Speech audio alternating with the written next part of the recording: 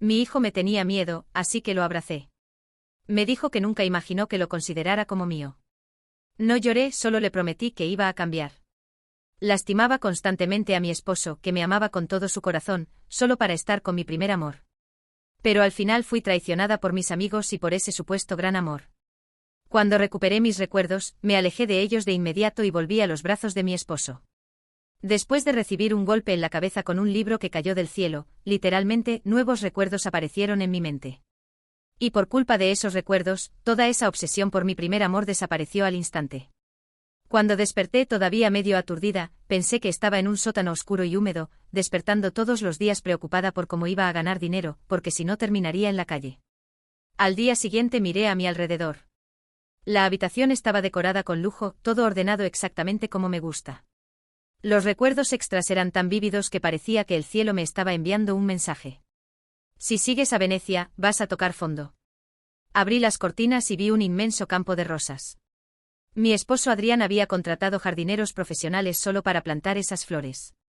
Toda la decoración de la casa, hasta la última flor del jardín, había sido pensada en base a mis gustos. Pero antes, yo veía todo eso como una jaula de oro. Agarré mi celular y, como ya me lo imaginaba, tenía varios mensajes de mi mejor amiga Raquel. Habíamos quedado en salir hace 3 días, pero el dichoso libro me tumbó antes de salir de casa y todo se fue al traste. Hazel, Adrián te encerró otra vez. Está loco. Yo te voy a ayudar a escapar. Joaquín todavía te está esperando. No pude aguantar la risa. Ella llamaba loco a Adrián, pero usó hasta el último truco del manual para seducirlo. En cuanto me fui, Joaquín, mi primer amor, ese que supuestamente aún me amaba, ya había salido con medio mundo por ahí. En los nuevos recuerdos, llegué al punto de intentar suicidarme para obligar a Adrián a darme el divorcio. Él quedó destrozado, hecho pedazos, pero aún así me dejó la mayor parte de los bienes. Lástima que todo terminó en manos de Joaquín, que me engañó rapidito. Solo entonces entendí que todo había sido una ilusión. No respondía a Raquel desde hacía 3 días y se notaba que ya estaba poniéndose nerviosa. No paraba de mandar mensajes, tratando de meter cizaña entre Adrián y yo, mientras pintaba a Joaquín como el gran amor de mi vida. Adrián vuelve del extranjero en 2 días. Va a ser tu última oportunidad. Los pasos de Adrián siempre fueron un misterio, pero ella ya sabía hasta el día exacto en que volvía. Eso solo demostraba que tenía gente espiando sus movimientos. Pensé por un momento y abrí nuestro chat. Todos los mensajes eran de él, desde los buenos días hasta actualizaciones de su vuelo. Pero yo nunca le había respondido. El último mensaje fue de anoche. Adrián avisaba que el vuelo había sido reprogramado y que volvía hoy más temprano. Solo de leer eso ya me dolía la cabeza, pero esta vez sentí una nostalgia enorme. Está bien, te espero. Cuídate. En el camino, justo después de enviar el Point Essential, escuché un alboroto abajo. Un coche se había detenido en la entrada de la casa. Un niñito de unos 5 años bajó del auto con su mochilita de jardín de infancia en la espalda y algo en las manos. A medida que entraba en la propiedad, todos los que pasaban lo saludaban, porque era nuestro hijo, mío y de Adrián. Y como era igualito a su padre, yo nunca pude encariñarme con él. Recuerdo haber oído una vez a nuestro hijo preguntarle a su papá: «Papi, ¿será porque me porto mal que mami no me quiere?». Adrián lo cargó en brazos, acariciándole suavemente la carita. «Tal vez sea porque te pareces demasiado a papá». Cuando bajé, nuestro hijo acababa de entrar. Al verme, sus ojitos brillaron, pero se acercó con cautela. «Mami». Se quedó mirándome hasta que notó el golpe en mi frente. Sus ojos se abrieron de par en par y corrió hacia mí. «Mami, ¿qué te pasó en la cabeza?». «Solo fue un accidente, hijito». «¿Y tú, te fue bien en la escuelita esta semana?». Al ver su carita tan atenta, no resistí y le limpié el sudor de la frente con la mano. Se sobresaltó un poco, pero enseguida se acurrucó en mi mano. «Me fue muy bien. Hasta gané una estrellita dorada de la profe». La ama de llaves nos miraba nerviosa y se acercó con cautela. «Joven maestro, ¿por qué no vamos a jugar con tus juguetes y dejamos que la señora descanse un poco?». Nuestro hijo me miró con pena, claramente sin querer irse, pero soltó mi mano. Casi nunca teníamos momentos juntos. Antes sentía una mezcla de amor y rechazo por él, pero ahora todo lo que quería era recuperar el tiempo perdido. Ni siquiera podía mantener una conversación con mi propio hijo. Levanté una ceja. La criada se encogió y retrocedió de inmediato. Al parecer, mi comportamiento anterior había dejado a todos en estado de alerta. Solo mi hijo me miraba sin entender nada, sus manitas regordetas jugando con el borde de su camisa. Después de un rato, finalmente habló en voz baja: «Mami, ¿quieres ver mi estrellita dorada?». Solo entonces noté que la había estado sosteniendo todo el tiempo. Asentí con la cabeza. En ese momento abrió una gran sonrisa y puso la estrellita en mi mano con mucho orgullo. «Está preciosa. Mi bebé es muy inteligente». Todos a nuestro alrededor se quedaron boquiabiertos. Nuestro hijo se emocionó tanto que pasó el resto del día sin poder hablar con claridad. Jugaba cerca de mí sin alejarse demasiado, lanzándome miradas de reojo de vez en cuando. Al final, no resistí y di unas palmaditas en mi regazo. «¿Quieres sentarte en el regazo de mamá y jugar un poquito?». Mi hijo se levantó, miró los juguetes con cierta duda y luego sonrió todo emocionado. Corrió hacia mí. Se sentó obedientemente en mi regazo, levantando los ojos de vez en cuando para ver mi expresión mientras jugaba. «Mami, ¿quieres jugar con los juguetes o leer un cuentito?». Detrás de ese comportamiento tan correcto había una enorme falta de cariño materno. Siempre andaba de puntillas conmigo con miedo de molestarme, y eso me partía el corazón. Lo acerqué a mí y lo abracé con fuerza. «Todo está bien ahora, amor. A partir de hoy, mamá va a hacer todo lo que tú quieras, juntito contigo». Pasé todo el día jugando con mi hijo. Cuando cayó la noche estaba más cansada de lo normal. Apenas mi cabeza tocó la almohada, en plena madrugada, sentí un frío extraño a mi lado. Intenté jalar la manta, pero mi mano fue detenida por algo, un cuerpo sobre mí, tan pesado que apenas podía respirar. Abrí los ojos aún medio dormida, y me encontré con un par de ojos almendrados. Me quedé hipnotizada al instante. Adrián era innegablemente atractivo, eso nunca lo podría negar. Tenía los ojos rasgados, seductores, con un lunar justo debajo. La primera vez que lo vi pensé, ¿será que esas leyendas de espíritus zorros son ciertas? Porque, vamos, un hombre en traje de 3 piezas que logra seducirte solo con una mirada es casi sobrenatural. «Hola, Hazel». Su voz salió ronca, baja como un hechizo. «¿Cuánto tiempo? ¿Me extrañaste?». Sus dedos fríos recorrieron mi rostro bajando hasta el cuello, y me estremecí por completo. «Suéltame las manos primero».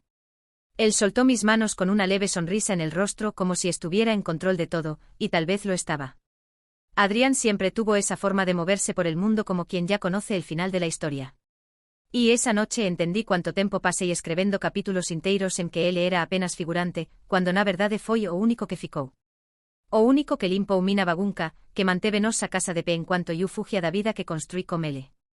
Me miró en silencio durante unos segundos, y casi deseé que no dijera nada. Porque la verdad tiene un sonido cortante cuando sale de la boca de quien te vio hundirte y aún así, se quedó a tu lado. «Estás recordando todo ahora, ¿verdad?», dijo con voz baja. Asentí. La garganta me ardía.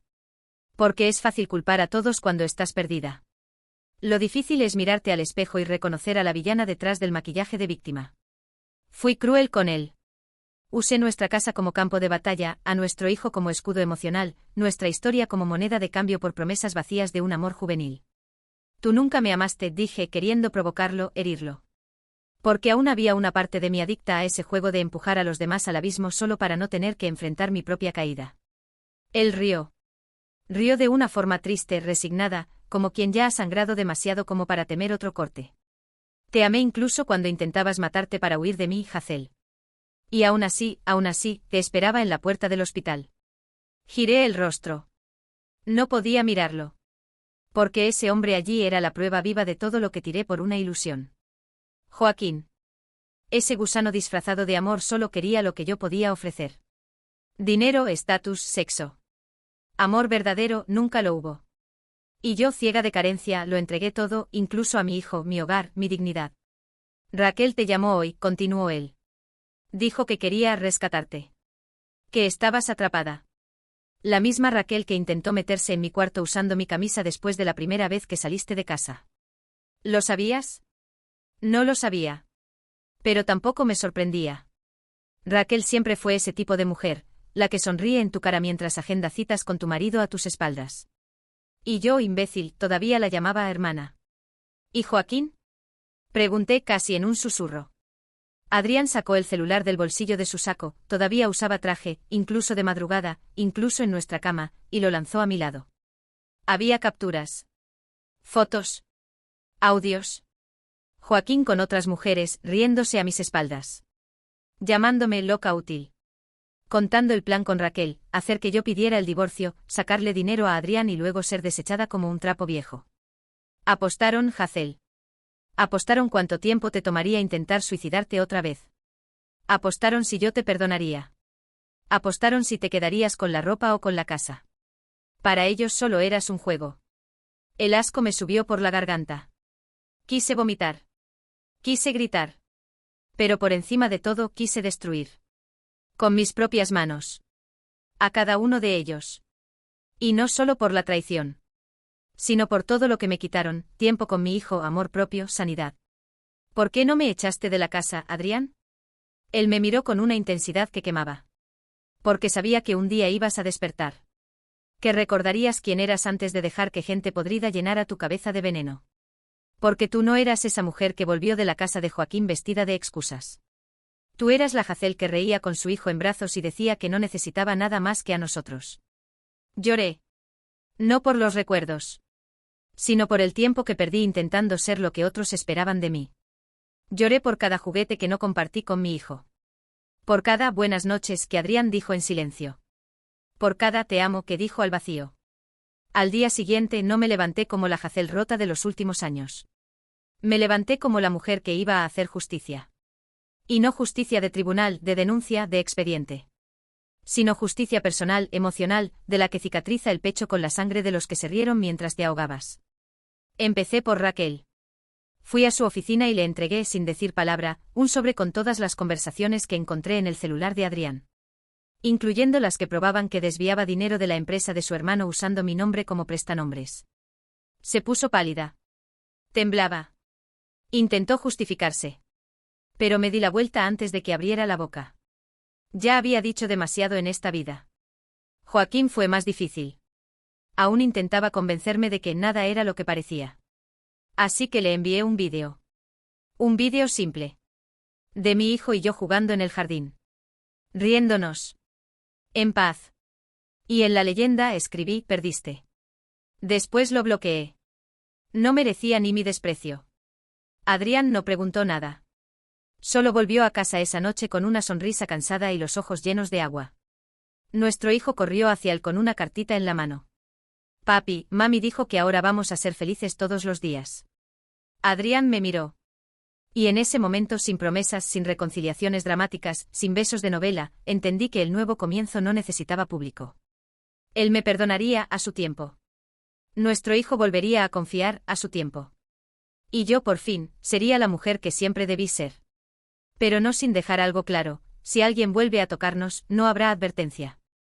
No habrá segunda oportunidad. Habrá destrucción. Porque ahora me acuerdo. Y quien recuerda todo, no perdona tan fácilmente. La semana siguiente todo lo que sentía era una furia fría, meticulosa, como una navaja afilada guardada en el bolsillo. Ya no había espacio para ingenuidades. Ninguna parte de mí quería paz con los que me vieron caer y eligieron la platea en lugar del auxilio. Y por más que Adrián me mirara con ese amor paciente, casi herido, sabía que para él, cada paso mío ahora era como caminar sobre cristales. Él me amaba. Pero también sangraba. ¿Y yo? Yo empezaba a entender que algunas heridas solo cierran cuando devolvemos cada golpe. La primera en caer fue Raquel. Esa víbora disfrazada de amiga que me sirvió veneno en tazas de consejos. Entré en la agencia donde trabajaba, vestida como en los viejos tiempos, tacones de aguja, abrigo de lana caro, lápiz labial rojo. La recepcionista intentó detenerme, pero bastó una frase: créeme. Querrá verme. Y así fue. Raquel apareció en la puerta con esa sonrisa plástica de siempre, el tipo de sonrisa que solo sobrevive en quien todavía cree que tiene el control del relato. Hazel, qué sorpresa, dijo entrecerrando los ojos como quien mide los daños. No tanto. Sabías que algún día volvería. Intentó mantener la compostura, pero vi la tensión en su mandíbula. Le entregué un sobre. No lo abrió en el momento, pero sabía perfectamente qué era. Eran capturas, extractos, rastros de transacciones que hizo usando mi nombre. Y junto a eso una copia de la carta anónima que envié a la auditoría de la empresa de su hermano, con pruebas, fechas, documentos. Todo limpio. Impecable. Irrefutable. Arruinaste mi vida, Hazel. No, Raquel. Solo te devolví lo que siempre fue tuyo, la suciedad que anduviste esparciendo fingiendo que era perfume. Quiso gritar, amenazarme. Pero la seguridad ya se acercaba, y todo lo que pudo hacer fue apretar los dientes y llamarme loca. ¡Qué ironía! La misma locura que ella usó para desestabilizarme ahora incendiaba su mundo. Salí de allí sin mirar atrás. Y fui directo al siguiente objetivo. Joaquín. Sabía que no iba a rendirse sin intentar un último golpe. Siempre tuvo esa costumbre de creer que podía manipular a cualquier mujer con la voz suave, las manos calientes y las promesas frías. Y como era previsible, me llamó para conversar. Eligió un restaurante discreto, donde los camareros nos llamaban por nuestros nombres. Sonrió como si nada hubiera pasado. Hazel, estás aún más hermosa que antes. Y tú aún más patético. Se rió. Claro que se rió. Siempre pensó que yo era solo un juguete emocional, de esas que lloran, dan portazos, pero vuelven después del tercer trago. Pero esta vez yo había llegado sobria. Y armada. Pedí un vino caro. Él creyó que era una señal de tregua. Cuando llegó la copa, brindé al aire. Por el fin de las mentiras. Y por la nueva directora de marketing de la empresa que intentaste estafar usando mi imagen. Dejó de sonreír. ¿Qué? ¿Recuerdas a Era Cosméticos? ¿Aquella a la que intentaste convencer de que yo era tu socia creativa? Les envié las grabaciones. Las fotos. Las pruebas de que usaste fragmentos de mi material como si fueran tuyos. Cancelaron el contrato. Pero no solo eso. Me llamaron a mí para ocupar el puesto que tú soñabas. Se puso pálido. Por primera vez, Joaquín no tenía argumentos. Ni encanto. Ni salida. Tú no tenías esa mirada antes, Hazel. No. Pero tú me la enseñaste. Lo dejé con la cuenta y me fui. Sin escándalos. Sin gritos. Solo silencio. Y el silencio es el sonido más fuerte cuando la venganza está completa. En casa Adrián me esperaba en el jardín, el mismo que había plantado para mí. Nuestro hijo jugaba con sus cochecitos en la terraza, ensuciándose las rodillas, riendo fuerte. Al verme, corrió y se abrazó a mi pierna. Mami, tardaste mucho.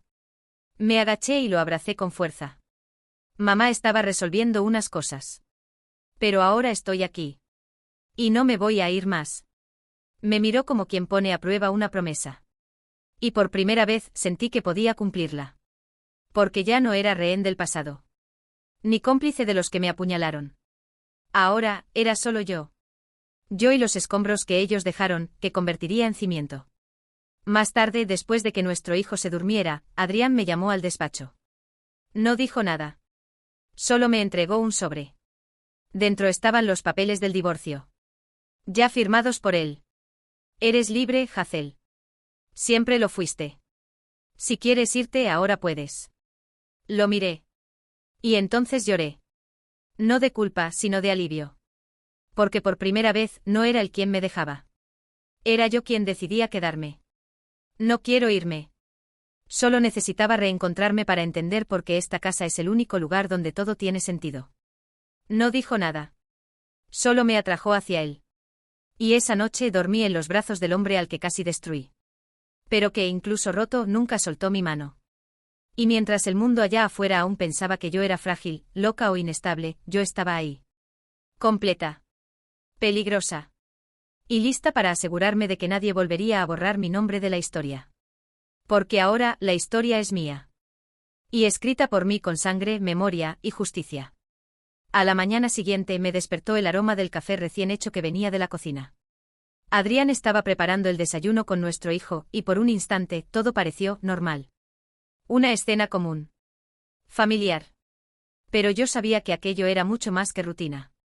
Era reconstrucción. Era resistencia.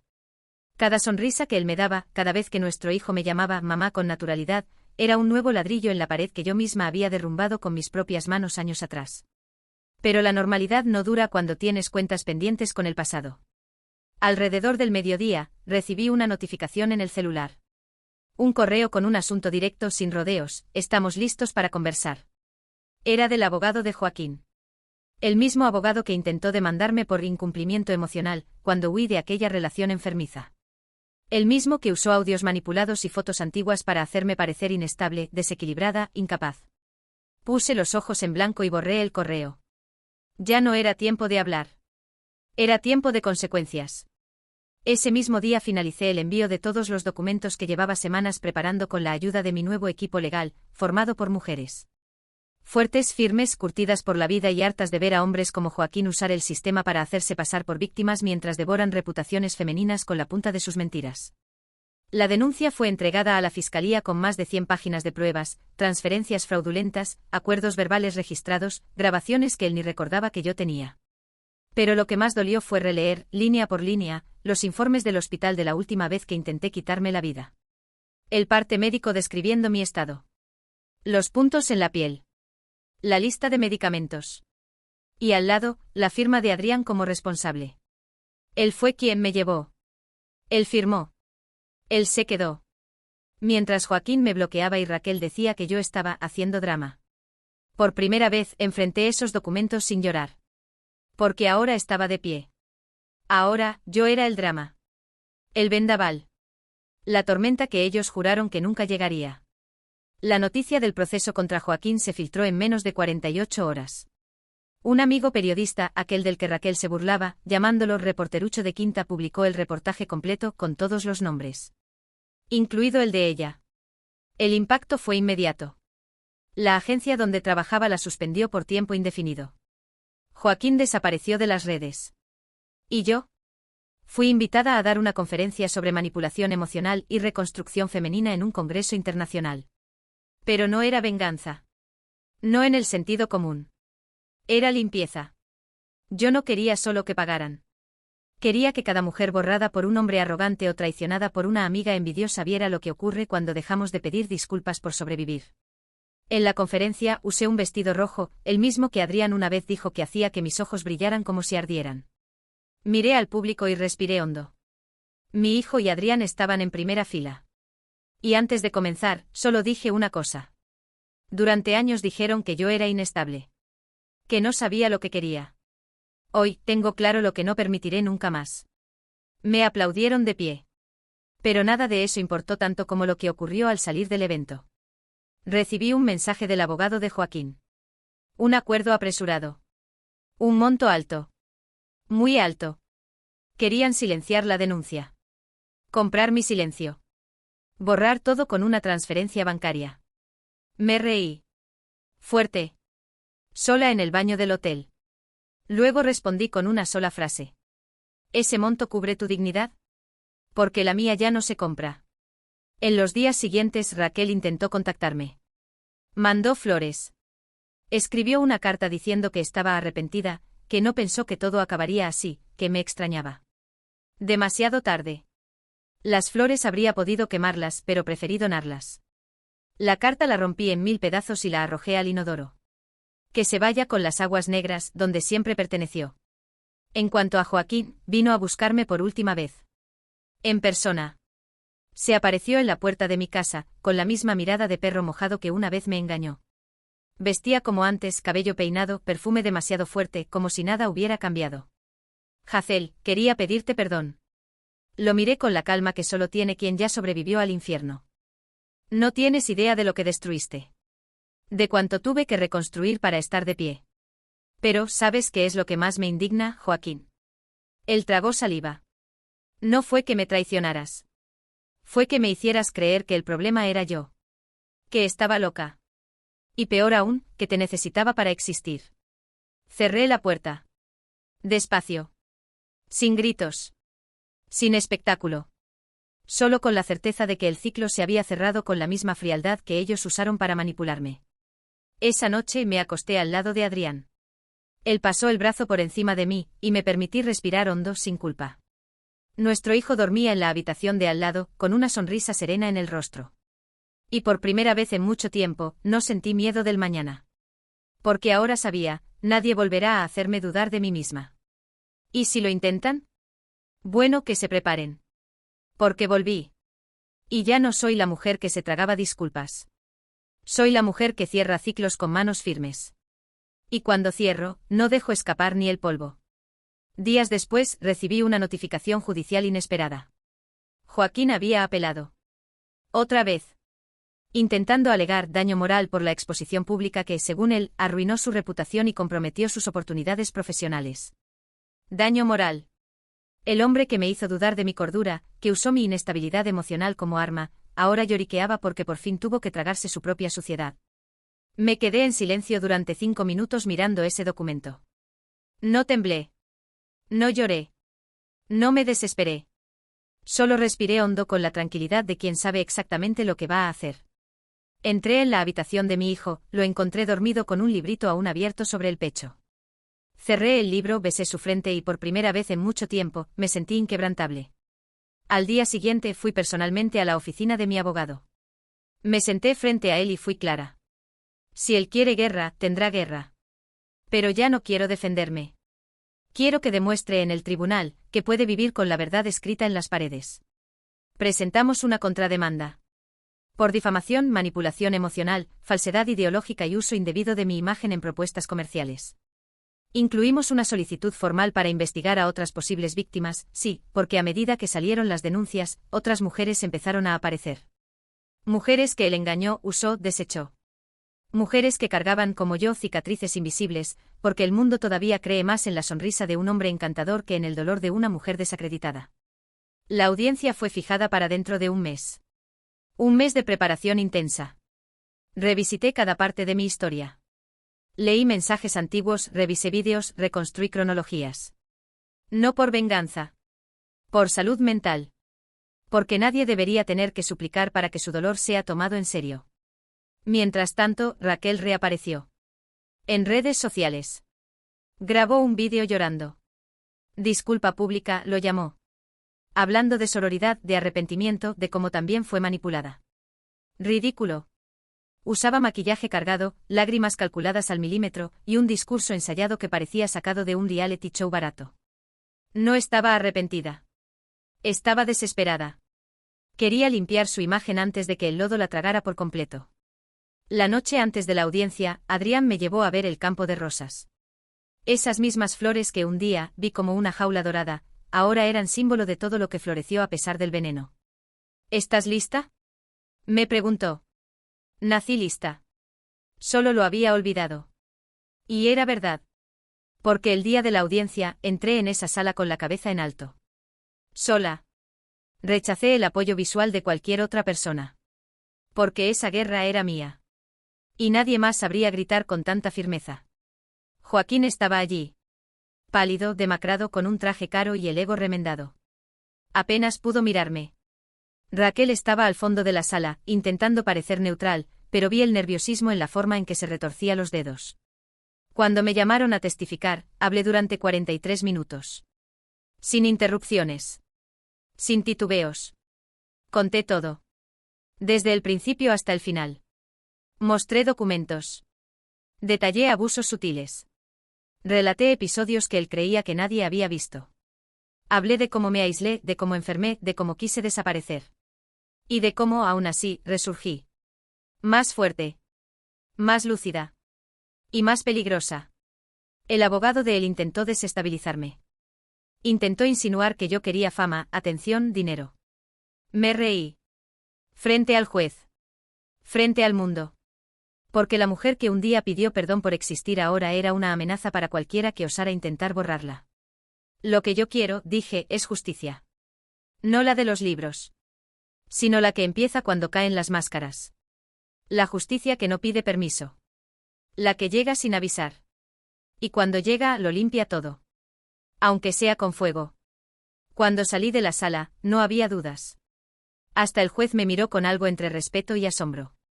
Era la primera vez que un caso tan común cobraba tanta fuerza emocional. Pero no era común. Nunca lo fue. Era solo otro capítulo de la guerra que libramos todos los días en silencio. Joaquín fue condenado. La indemnización, ridícula ante el daño, pero simbólica. La humillación pública, irreversible. El proceso penal aún continúa.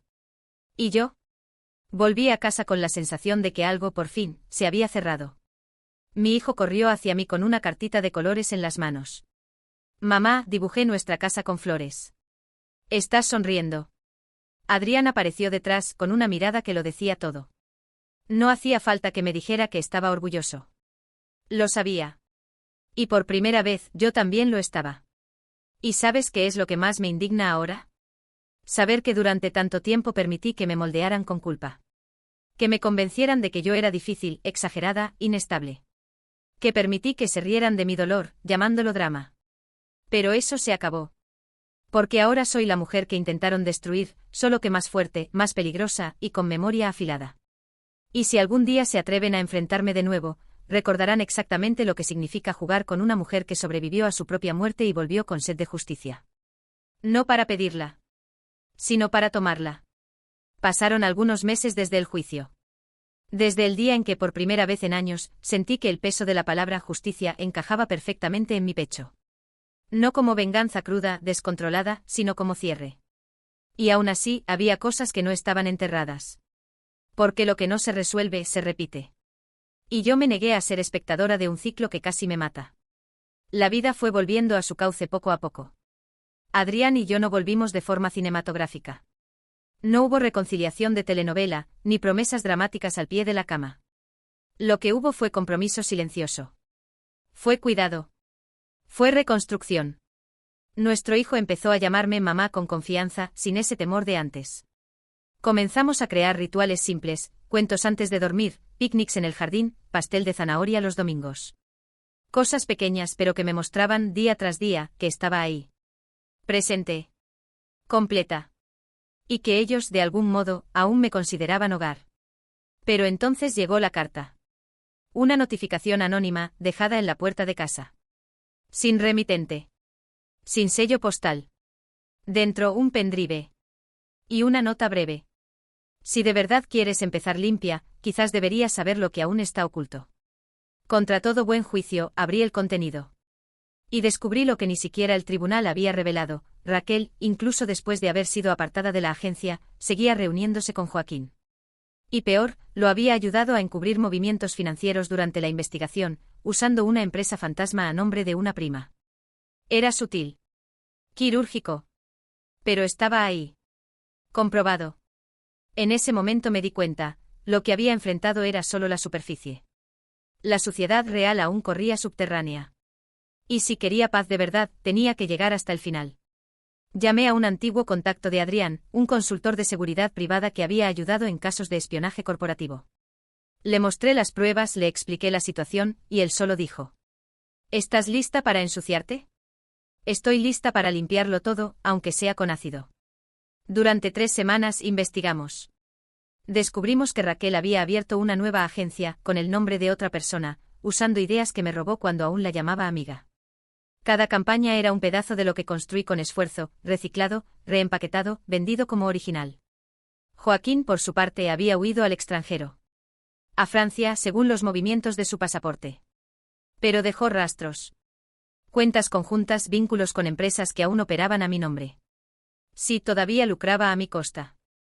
Hubo un momento en que pensé en dejarlo pasar. Seguir con mi vida. Pero algo dentro de mí gritaba: o terminas lo que empezaste, o vivirás siempre con un fantasma al acecho. Entonces terminé. Con el apoyo del equipo jurídico y de Adrián, que sin decir una palabra, puso su firma en todos los documentos que autorizaron la reanudación del proceso, presenté acciones paralelas contra las 2 empresas involucradas, la empresa fantasma de Raquel y la offshore conectada a Joaquín.